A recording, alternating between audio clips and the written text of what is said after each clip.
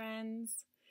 Someone asked me why I believe that some people who are raised in a narcissistic vibration home end up being empathic or codependent and not narcissistic. So I want to talk about that, and I also want to talk about the gnawing sensation at your soul and what that really means for here and now. So my belief about this and my take on this, and I'm speaking from someone who has been raised in this frequency. So you might be a different breed in that I can imagine that this kind of frequency really derails people if you approach it later on in life. So if you get into a relationship with somebody who's like this and you're going, holy shit, what's going on here? But those of us who are raised on this frequency, we've never had a sense of self to go back to. So those people will come to me and be like, Stace, I don't understand, I got derailed. And it's very interesting for me because I am aware that those people had a sense of self to begin with that they felt like they lost by being exposed to this frequency. Those of us who were raised on it never actually had a sense of self to get lost in the first place. So that's where we have to build that sense of self. And I guess that it would make sense for you too, if you got derailed from a relationship like this, to, if you wanted to even tweak the old self, get back to a sense of self, but creating a new self. So those of us who never had a self, we just thought that this was like normal, to not feel like a human being or not feel like an actual person. So the way that I see this, the difference between somebody who ends up being a straight up narcissist, which is an externalized version of the internalized experience of the codependent, is that it depends on who we identify with. And what I mean by this is, and this might be true for you, if it's not, just take what you can and leave the rest. My mother told me she was a victim, and that's why she was the way that she was. So I am aware that my mother was incredibly one way with me, which would be considered externally narcissistic, and she was internally codependent with her own father. So her consciousness always told me to look at him and see her as the victim. So when she would be, however she would be, shaming, abusive, whatever it was, purely when she was physically abusive, that's when she would cry the most and say that she was a victim. She couldn't help it. Her blind rage just happened to her because she was a victim. So I internalized my mother's victimhood, okay?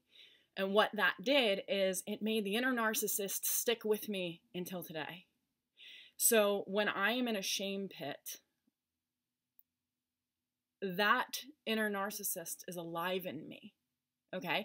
I don't externalize it because I have taken up so much energy being the opposite, which would be codependent, because I never want to make people feel the way that I felt in that dynamic. And I also identified with her victimhood rather than her perpetration. So I never even thought it was an option, basically, to be a perpetrator, because the person who made her be like that destroyed her, and that was obvious to me.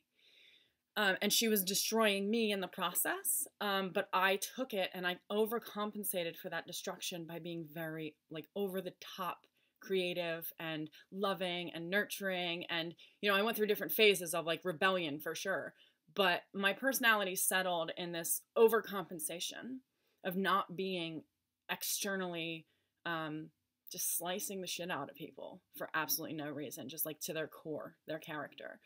So I became the most accepting, almost to a fault, the most open, the most loving.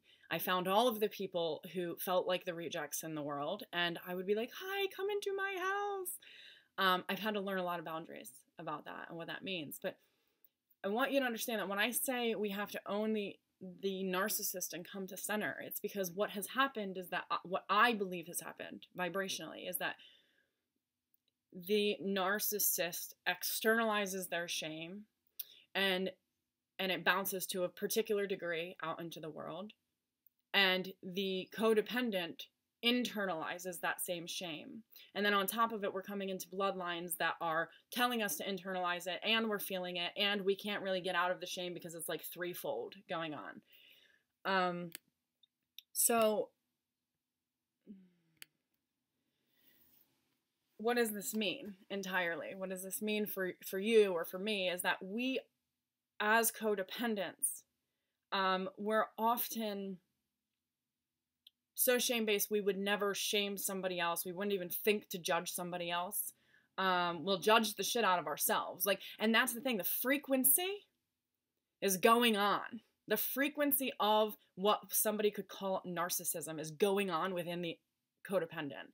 And what's happening is it's bouncing back instead of going out. And we think, oh, we're not hurting anyone this way. If I just do this to myself, we're not hurting anybody else. But what we're just doing is destroying the self. So that sensation of, I just want it to end. Like, I want this voice to stop. This, whatever this is, it has to end.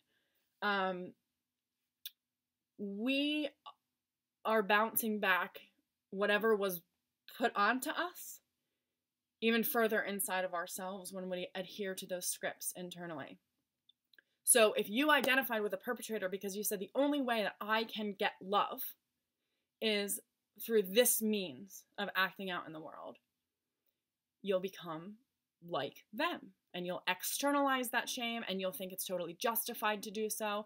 And if you identified, and this is where we get stuck as codependents, as the victim or with the victim. So I didn't identify as the victim, and I still don't. I should probably own that a little bit more because that victim mentality has shown up everywhere in my life, throughout my life.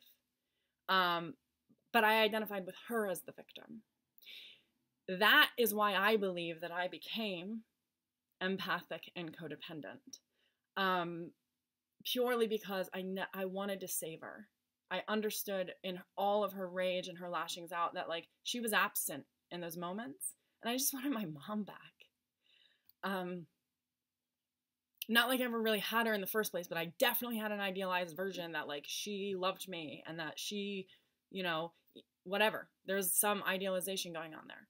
So that's why I believe we become codependent or narcissistic. It's who we identify with in even that person, what sub-personality of the person that shamed the shit out of us do we identify with. And we will, if we identify with that, we will either overcompensate for it in the opposite direction and go, okay, well, my mom she's the victim, so I have to either play the role of the perpetrator, because that's the only logical sequence, because somebody has to be a perpetrator in this dynamic, or she's the victim and I have to succumb to her perpetration and just take it, which is what I did.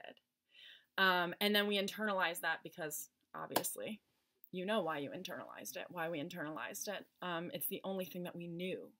And that's a really hard frequency to get out of. So we can unhook from this paradigm, because this is, in the way that I look at it, it is a densified formation, a blueprint of sorts that every codependent narcissist spectrum person operates on. And we could vacillate at any area of that spectrum. And those of us who are codependent empaths feel incredibly terrified to come out, right? Because we never want to hurt anyone. So the second we come to center, which is what we did all of the times that we self-initiated, all of the times that we said, I actually like this thing, or I don't like this thing, and we were told, shut up, you do like it, or, you know, you shouldn't like that thing.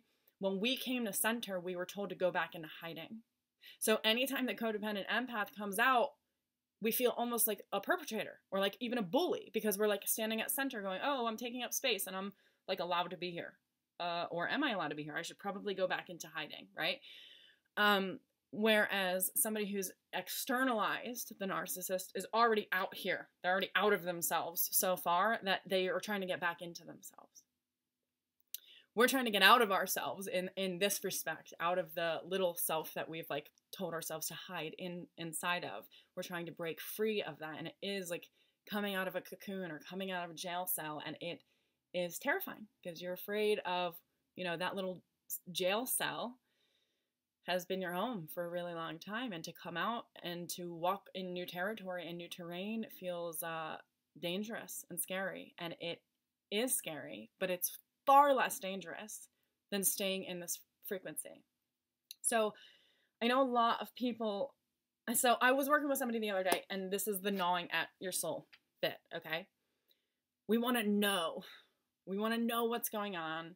We want to be better than we think that we are. And there's this gnawing sensation at so many people I've worked with soul, and it was so present for me up until this one point, which I'm going to share with you.